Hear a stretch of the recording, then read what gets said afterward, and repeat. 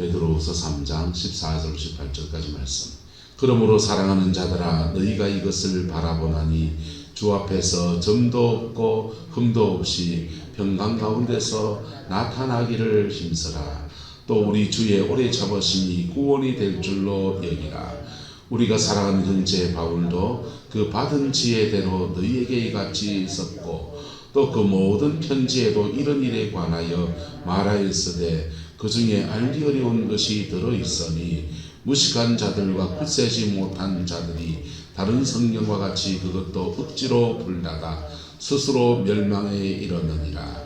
그러므로 사랑하는 자들아 너희가 이것을 미리 알았은즉 무법한 자들의 미혹에 이끌려 너희가 굳센 데서 떨어질까 삼가라.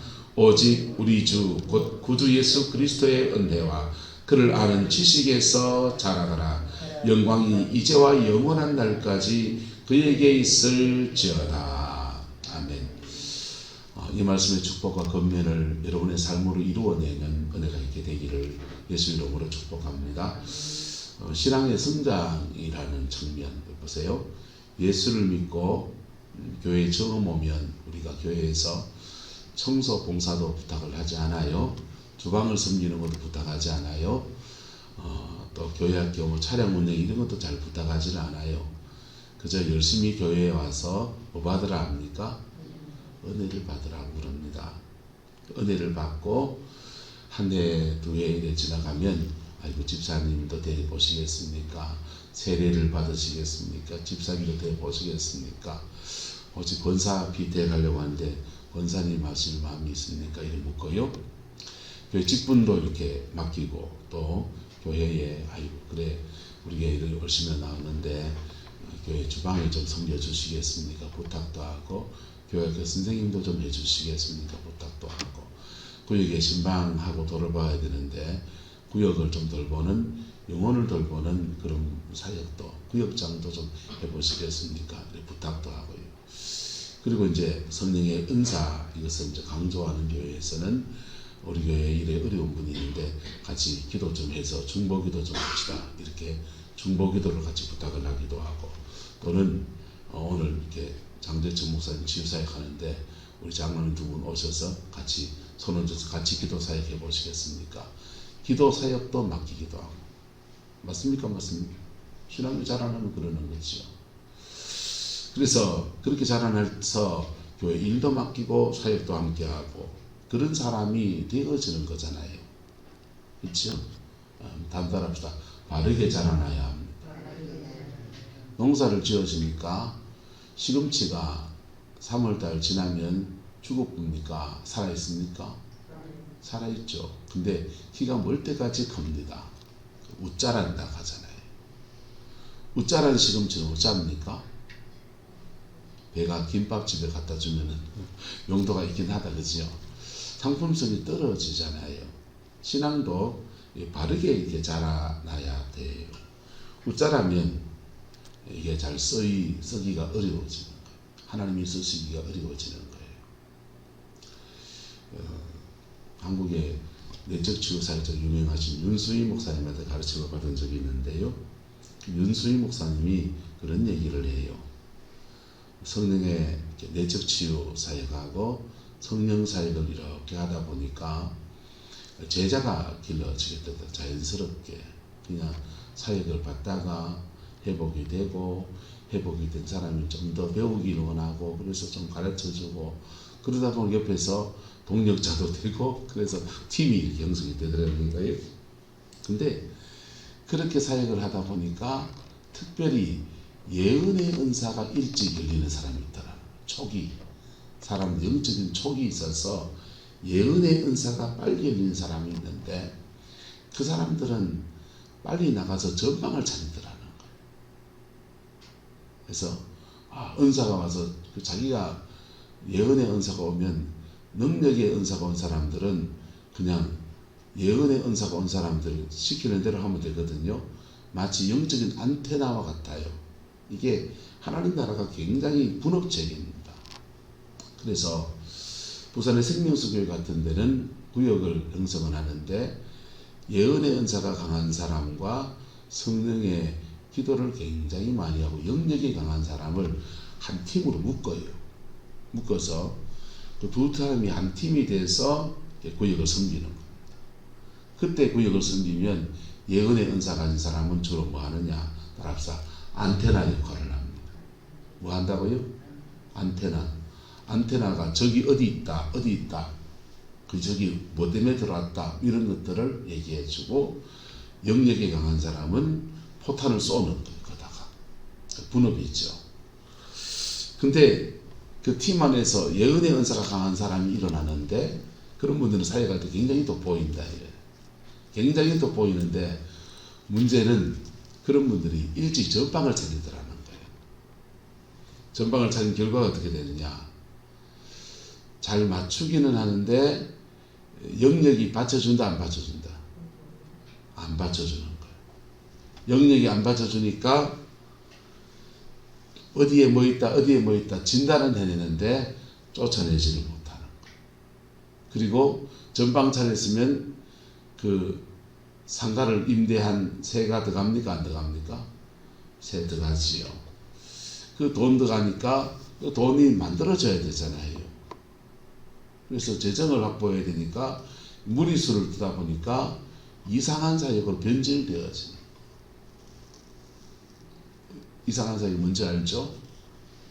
사람들을 가지고 돈으로 호도하고 점치고 그래서 굉장히 안타까운 결과를 맺는 경우들이 있고 그런 분들 중에서 그러다 자기 한계를 느껴서 다시 되돌아오는 사람도 있고 그리고 근데 그 공동체에서 오래 머물러 있는 사람들은 까막눈이고 들리는 것도 없고 보이는 것도 없고 그래서 그런데 그 공동체에 오래 머물러 있는 사람은 기도하고 훈련받고 다루어지고 과정을 지나가더라는 거예요.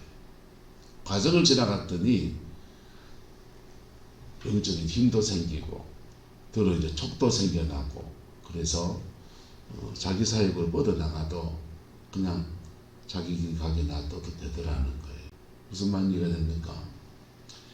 옆 사람 축복합시다. 웃잘하지 맙시다. 우리의 신앙이 웃잘할 수 있다는 것이죠.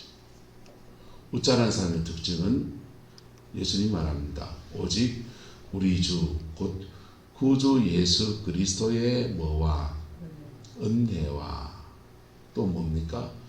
그를 아는 지식에서 뭐하여 가라? 자라가라. 주님의 은혜는 뭡니까? 우리는요 아무리 자라나도 죄성이 사라지지가 않아요. 네? 우리는 아무리 자라나도 죄성이 사라지지가 않아요. 그리고 사도 바울 같은 사람은 얼마나 영적으로 자랐습니까? 그랬더니 하나님이 그에게 가시 하나를 줬는데 가시 때문에 이것 좀 뽑아달라고 하나님께 간절하게 기도하는 유대인의 기도는 한번 했다 하면 내가 3번 기도했다고 바울이 그랬는데요. 3번 그 기도했다는 말은 우리말로 하면 40일 금식 같은 거를 3판을 했다 이런 뜻입니다.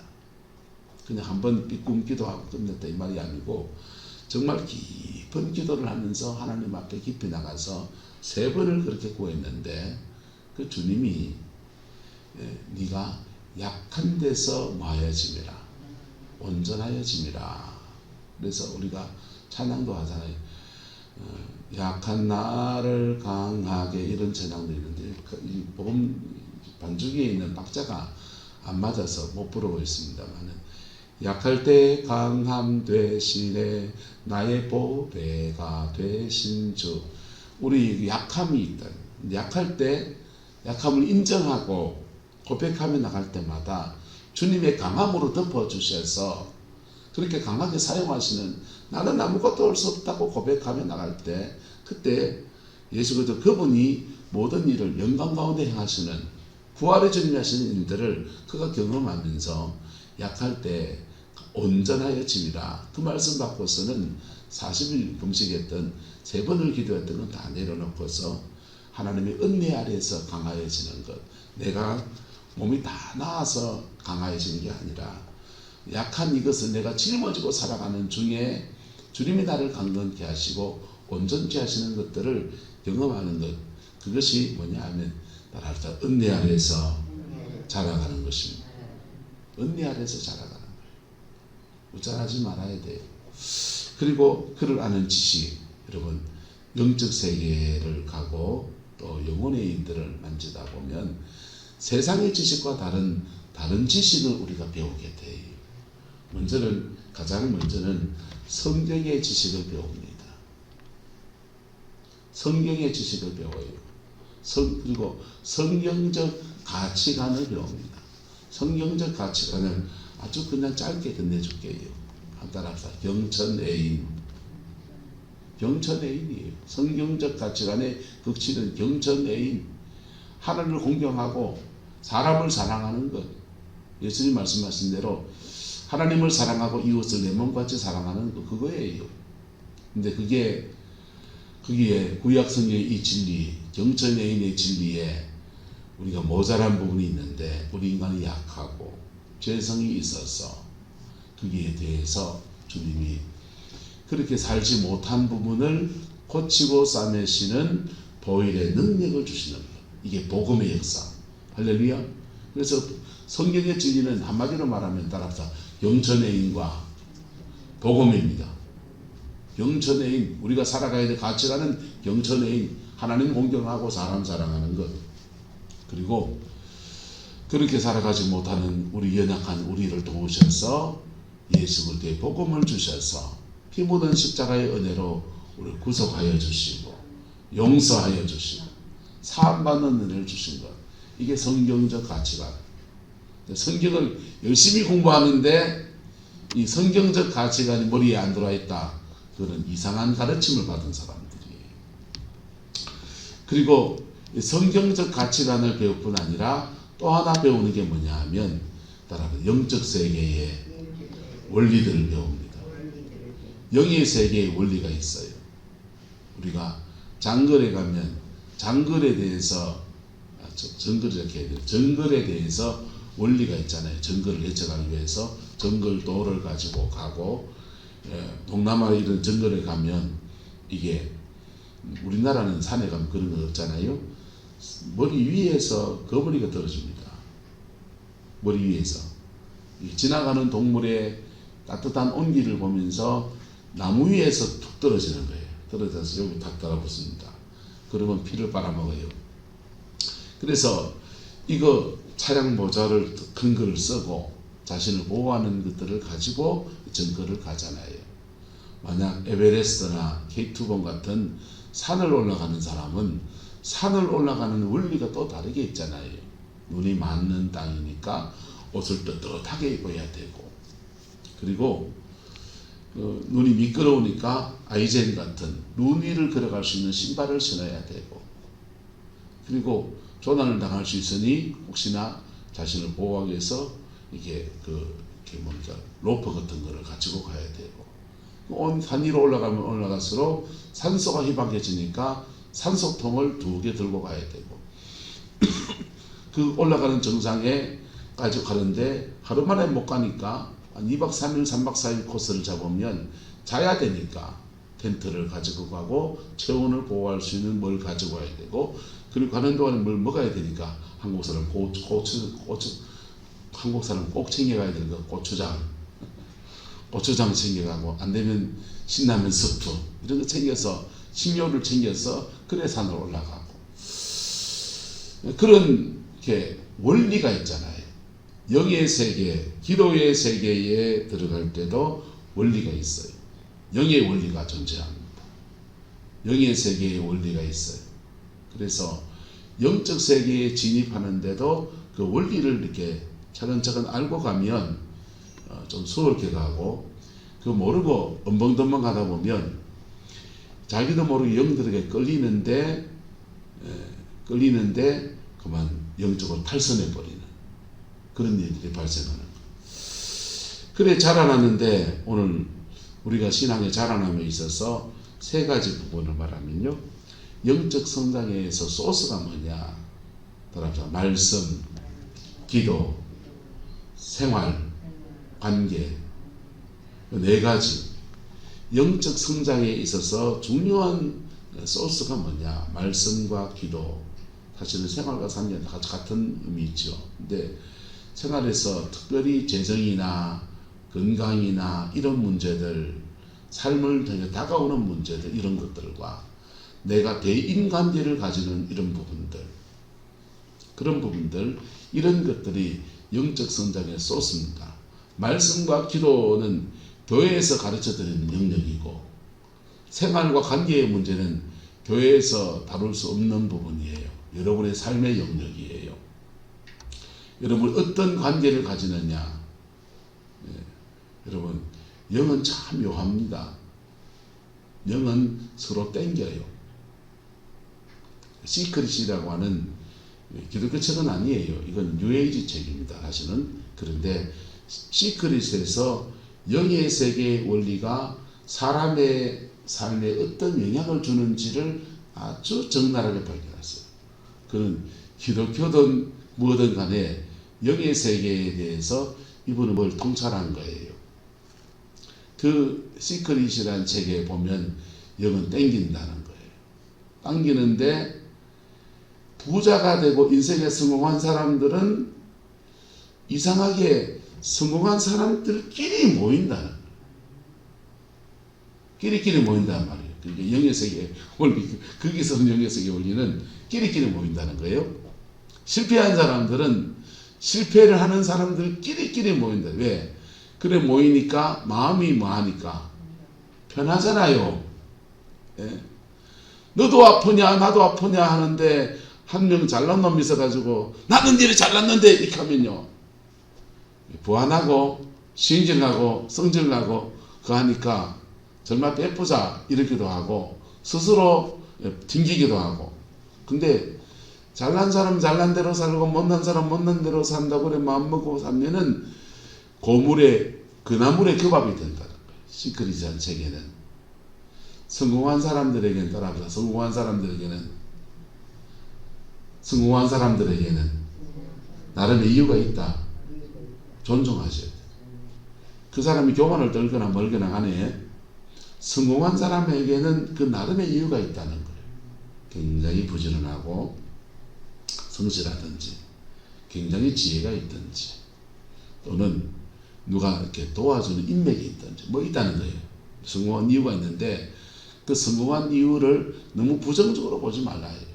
부정적으로 보지 말고 그 사람한테 같이 가까이 하다 보면 자기도 모르게 그런 노하우도 얻게 되고 그런 방법도 터득하게 될 텐데 이것을 마음이 편하다는 쪽으로 가다 보니까 실패한 사람들끼리 모이고 그래 마음이 편하니까. 근데 영이 그렇다요. 영이 서로 땡겨요. 땡겨서 영적 끌림이 생겨서 끼리끼리 그래 모여요. 근데 여러분의 그 관계들을 잘 보세요. 잘 보시고 생활 속에서 부딪히는 문제들을 기도로 실험하는가 내 힘으로 풀어가는가 이런 것들이 영적 성장을 좌우해요. 말씀과 기도는 교회에서 가르치고 그렇지만은 자신의 생활에서 믿음의 실험은 내가 하는 거라고요. 할렐루야. 그럴 때 이게 균형을 잡을 때 말씀과 기도 안에서 많이 다루어진 사람들이 생활에서 부딪힐 때 승리의 역사가 일어나고 그리고 건전한 인격관계들을 가지면서 경천애인 하나님이 원하시는 그런 사람으로 그렇게 세워져 가는 겁니다. 할렐루야. 그 은혜가 저와 여러분 함께하게 되기를 예수님의 이름으로 축복합니다. 이걸 복음주의식으로 이렇게 해석을 하면 사람을 예수가 주인된 삶, 뭐가 주인된 삶? 예수가 주인된 삶. 그의 인생에 누가 주인된 삶? 예수 그리스도 그분이 주인된 삶. 근데 성령 사역 쪽으로 풀어가면 따라서 성령이 주관하는 삶. 성령론 쪽으로 풀어가면 성령 충만해서 성령의 인도함을 받는 삶이에요. 그리고 그런 사람들은 사람과의 관계에서 결국은 사랑으로 나타나니까 따라서 사랑으로 사는 삶. 그 사람들 하나님의 성령 충만한 사람인데 성령의 인도함을 받고 산다 할 때 그 결과는 사랑으로 나타나거든. 그래서 두 사람들 보면 두 사람은 사랑으로 사는 사람이야. 두 사람은 사랑이야. 그려져 있다니까. 또 김미진 간사의 표현대로 하면 이거는 따라합시다. 믿음으로 사는 삶. 안 보이는데 손해보는 것 같은데 그 길을 걸어가는 삶. 그게 믿음으로 사는 삶. 그게 성령의 인도함 받는 거예요. 나중에 똑같아져요. 춘천의 한마음교회 예수가 주인된 삶 부르짖고 외치고 주장하는 교회. 애가 이제 춘천에 강원대 다니다 지금 서울에 시립대로 옮겼는데 강원대 다닐 때 걔 태워주러 이렇게 올라갔다가 너무 궁금해서 이 교회는 또 어떤 교회인가. 그래서 춘천에 한마음교회 본당에 들어가 봤습니다. 본당 들어가서 이렇게 기도를 하는데 여러분 거기요 성령의 임재가 얼마나 쌓여 있는지 눈물이 확 나더라고. 여러분 다 하나예요. 다른 표현을 하는 거라고. 할렐루야. 여러분이 말씀을 어떻게 대합니까? 말씀을 바르게 대하는 태도는 어제 말씀드렸습니다. 따라서 말씀은 거울입니다. 내 영혼을 비춰주는 거울이에요. 믿으라는 진리는 믿으면 되고, 이렇게 하라는 진리는 순종해야 될 영역이에요. 그래서 순종하지 못하고 있으면 우리에게 복음이 있잖아요. 복음 앞에 회개하고 그럴 때 그리고 다시 말씀을 순종하는 삶을 살고 이게 한층 한층 쌓이면서 시간이 지나가면서 말씀과 기도가 그의 육화되고 체화돼서 그의 인생을 살아내는. 근데 이 말씀과 기도가 해석하는 영역으로 가고 공부하는 영역으로만 너무 치우치게 되면 성경을 배워야 되고 공부해야 되지만은 말씀이 여러분을 자라게 하지 않아요. 자꾸 머리를 크게 하지. 그래서 CT에서 설교를 많이 듣는 것이 별로 좋지가 않을 수 있어요. 그냥 CT에서 설교 많이 듣는 것이 좋잖아요. 근데 CT에서 설교 여러분 거기에 그냥 목사님이 너무 훌륭하셔서 설교하시는 분도 있지만은 돈 내면 해줘요. 극동방송에서 한 번은 작은 교회 목사님들 이렇게 돌아가면서 이렇게 소개도 하고 그분들 격려도 하는 차원에서 설교를 이렇게 부탁을 했어요. 저도 했죠. 그래서 4주간을 했습니다. 4주간을 하더니 그러더라고요. 목사님 설교는 편집할 게 없겠습니다. 자르고 편집할 필요가 없다. 이랬죠. 그는 이제 유튜브에 있습니다. 극동방송 설교했는 거. 제가 비유풀이를 좀 했는데요. 쭉 풀어서 말씀을 전하고 그리고 전화 왔어요. 이게 고정해서 설교를 좀 하시면 좋겠다 싶은데 그러려면은 이제 올해 얼마를 이렇게 선교원금을 내셔야 됩니다. 그러는 겁니다. 내가 당회에다 말하고 하기도 그렇고 뭐 그런 욕심도 별로 없고 저를 알리고 싶은 마음도 없고 그리고 극동방송이 정말 어려워서 이렇게 저 같은 우리 시골의 조그마한 교회 후원도 받아야 될 정도로 그렇지도 않아요. 그 안에 사내유곡이 엄청나요. 그런 것도 아니고 그래서 저는 안 하겠습니다. 안 했습니다. CTS 한번 올라가려면 100만 원인가 저는 100만 원이었는데 내면 해줍니다. 자 그런데 그런 그 100만 원 내고 말리고 싶으면 말리고 그거 나무라는 건 아니고 그런데 그게 중요한 게 아니고 그게 내 삶과 연결되어야 된다는 얘기예요. 할렐루야. 살아내지 않는 진리는 진리가 아니에요. 그건 공중에 떠있는 진리고 내 진리가 아니라고요. 그게 내 진리가 되면 점점 더 어떤 현상이 일어나냐. 따라서 내 몸이 영의 몸으로 바뀝니다. 아니 목사님 이상한 소리 안 해. 아니요. 고린도전서 5장에 15장에 사도 바울이 말해요. 우리의 영의 몸에 형체가 있다는 거예요. 어떤 사람은 물고기 형체, 어떤 사람은 새의 형체, 어떤 사람은 짐승의 형체, 어떤 사람은 사람의 형체 하면서 사도 바울, 성경을 13권을 쓴 사도 바울이 영의 몸을 4개로 나눴습니다. 영의 몸을 입는데 어떤 사람은 물고기, 어떤 사람은 새, 어떤 사람은 짐승, 어떤 사람은 사람, 이렇게 4가지로 그렇게 나눴어요. 이 4가지가 어디 나오냐? 창세기에 나옵니다.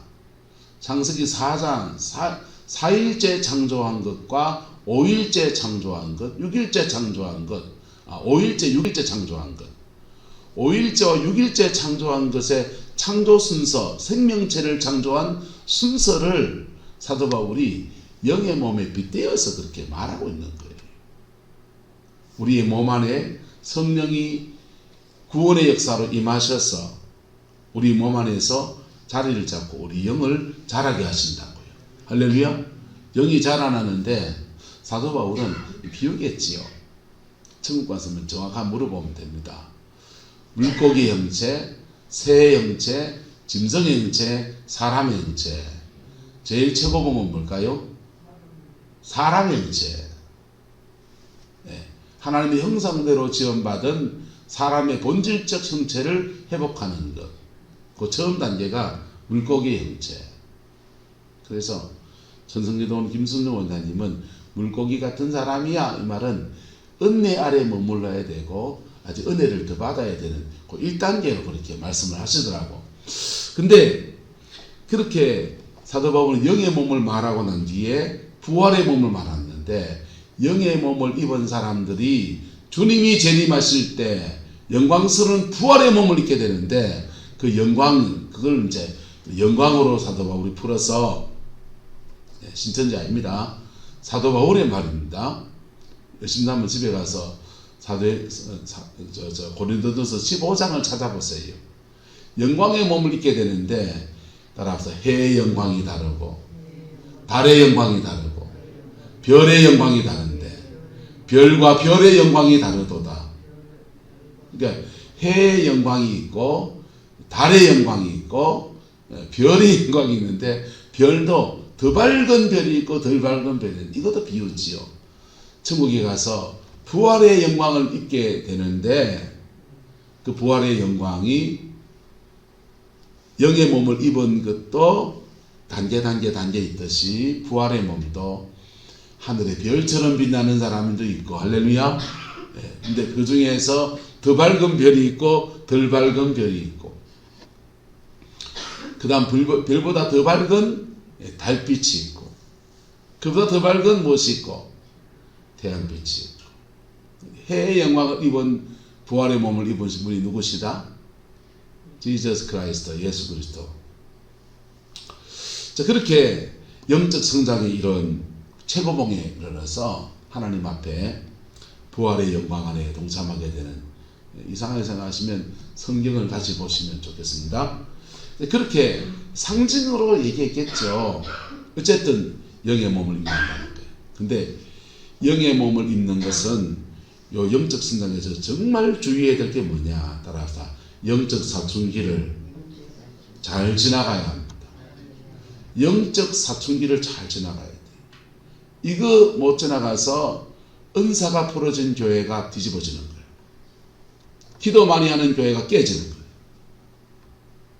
기도 많이 하면 성령의 은사가 일어나고, 병고침이 일어나고, 귀신이 떠나가고, 교회가 회복되고, 심령이 자유롭게 되고, 그래야 되는데 부작용이 생기는 거예요.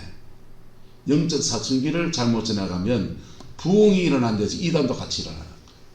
신천지는 그 뿌리가 박태선에게 있습니다. 박태선은 어떤 사람이냐? 김천 용문산 기도원의 찬양인도 하던 사람이에요. 이단이잖아요. 왜 그렇게 그런 사람이 되느냐? 영적인 사춘기를 잘 못 지나갔어요. 전 세계 가장 큰 이단, 이슬람. 이슬람의 마호메트는요, 교회 세례받은 세례교인이에요. 그 당시는 캐톨릭과 개신교 구분이 안 됐으니까, 분리가 안 됐으니까 캐톨릭 신자라고요. 그런데 기도하다가 어떤 영을 만나는 거예요. 어떤 영을 만나서 그 영의 음성들을 듣습니다. 그리고 그 받은 계시를 책으로 기록합니다. 쿠란이라는. 그는 천사를 만났다고 하는데 천상교, 마긴교, 광명의 천사를, 그런 광명의 천사라도 만나려면요, 기도 생활이 얼마나 깊어야 되겠어요? 그렇게 깊은 기도를 하다가 그 영이 주는 말들을 하나하나 기록하고 그것을 널리 세상에 전파하면서 세계에서 가장 큰 이단 집단 이슬람이 됐어요. 박근재 목사님하고 같이 사역같이 할 때 박 목사님 그러시더라고. 대한민국에 성공한 이단도 있고 별로 성공 못한 짜잘한 이단이 참 많대 이러시더라고. 성공한 이단은 간판 걸고 하나님의 교회, 신천지 이래 간판 걸고 통일교 간판 곳을 치지만은 성공하지 못한 짜잘한 이단은 예배당 안에 억수로 많다 이러시더라고. 되게 충격적이었어요. 근데 그러다가 영성책을 하나 읽다가 보니까 영적 사춘기를 얘기하더라고요. 영적인 사춘기. 영적 사춘기를 잘 지나가지 못하면 이단도 나오고, 영적 사춘기를 잘못 지나가면 음성을 들었다, 봤다 하는데 지 스스로 완전히 헷갈리. 왜? 거짓 예언이니까 헷갈리고. 그리고 영적 사춘기를 지나가면 애들이 어른 빨리 돼볼 할 때 사춘기 여러분도 겪었고 여러분 자제분도 겪었잖아요. 갑자기 애들이 막 그 한대 그냥 막 해가지고 뭐 2차 성징이 발동해가 어째 사고 쳐서 뭐 그러기도 하고, 또 파출소에 폭력으로 막 끌려가서 일진놀이 한다고 그러기도 하고, 막 그런 현상이 일어나는 거예요. 그 고비에서 사춘기를 잘 지나가려면 따라합시다. 멘토를 만나야 합니다. 영적인 멘토를 만나야 돼요. 영적인 멘토는 뭐 해주느냐? 그냥 너무 튀지 않게 울타리 노릇해줘. 시간을 지나가야 되는 거거든. 사춘기 때는 잘 지나가야 된다고요. 뭐 해야 된다고요? 잘 지나가야 된다니까. 예. 신앙 어릴 때 사춘기가 어떻습니까? 공부해야 될 시기잖아요. 그 시간 공부해야 될 시기인데 정신이 딴 데 가 있으니까 공부가 됩니까? 연애하고 싶고 애들 일진놀이 하면서 뭐 하고 싶고 본드나 마시고 싶고 그래 뿌리면 그냥 막 혼나잖아요. 부모가 그때 영적인 그늘이 이렇게 되어지고 울타리가 되어지면요, 이렇게 좀 튀는 애들도 이래 튀다가 지장이 찾는다고요. 근데 부모가 울타리가 안 되어지면 그때 조폭 나오는 거죠. 조폭 나오고 호스티스 나오고, 그때 이상한 어른 만나면 일진놀이 하다가 조직에 몸을 담궈서 1번, 2번, 3번, 4번 별 달고 그래 사는 거예요. 영적인 사춘기도 마찬가지예요. 영적인 사춘기는 간단하다. 교회 안에서 머물러야 합니다. 교회 안에서 머물러야 돼요. 그리고 기본으로 돌아가야 돼요. 말씀과 기도. 말씀과 기도. 그리고 성령의 은사가 나타나면 내 앞에서 하세요. 내 앞에서 하시라고. 불러놓고 예배당 불러놓고 기도 사역 하고 싶은데 하세요. 다 하시라니까. 뭔 일 생기면 내가 책임질게. 영적 사춘기 때 지나가는 사람한테 기도를 받으면 성무당한테 기도받는 것 똑같아요. 성령을 넣어주는 것 같지만은 자기한테 정화되지 못한 어두움을 넣어줄 수 있다 없다? 있죠. 영은 복제 능력이 있거든요. 그래서 영적 사춘기를 지나가는 사람들은 선무당이에요. 그거 고비를 지나서 제대로 돼야 된다. 제대로 돼야 되고, 신학을 하는 방법이 있죠. 포항에 아가페 신학이라고 그런 그 영성 훈련들을 시켜주는 신학교가 있으니까 그런 데 가서 신학적인 균형도 배우고 귀신을 쫓아내기 전에 마음을 정결케 하는 거. 귀신을 쫓아내기 전에 자아를 잃어버린 사람이 있어요. 그런 사람은 치유사역회가 안 돼요. 자아가 세워져야 돼요. 의지가 너무 없고 그런 애들은 마음을 북돋아줘야 된다. 그 기도 받으면 받을수록 영적으로 더 힘들어질 수도 있어요. 그 요령들을 좀 배우고 그래서 균형 잡힌 사역자로 이렇게 자라가면 얼마나 좋아요. 영적 사춘기의 특징이 뭐냐? 거역이에요. 부모한테 대들잖아요. 안 그랬습니까? 예. 이영현 장로님 부모님 말씀 잘 들었으면 팔자가 달랐을 텐데 그치요? 예. 그래서 근데 그렇게 헷갈려도 괜찮아요. 성령이 끌어주시잖아요. 고비고비 끌어서 산전수전 지상전 공중전 거쳐서 그냥 그래 왔는데 죄송하지만 멘토를 잘 만났으면 또 장로님이 잘 순종했으면 다른 인생을 살았을 거예요. 영적 사춘기를 잘 지나가야 돼요. 너무 튀지도 말고 그냥 좀 절제하고 그러면 수월케 넘어가는데 이 사춘기 때 왜 그러냐 하면 성령도 역사하고 뭐도 역사하고 원래 그 사람이 가지고 있던 사단도 역사해요.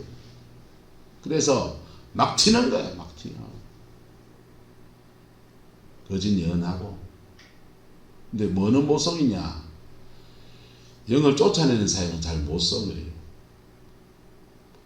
그 영은 십자가 앞에 서는 것을 못하게 하기 때문에 복음 앞에 정직하게 서는 것을 못하게 하고 그리고 그렇게 특별히 예언의 은사가 초기 발달한 사람들이 영적 사춘기에 헷갈려버려요. 많이 헷갈려요.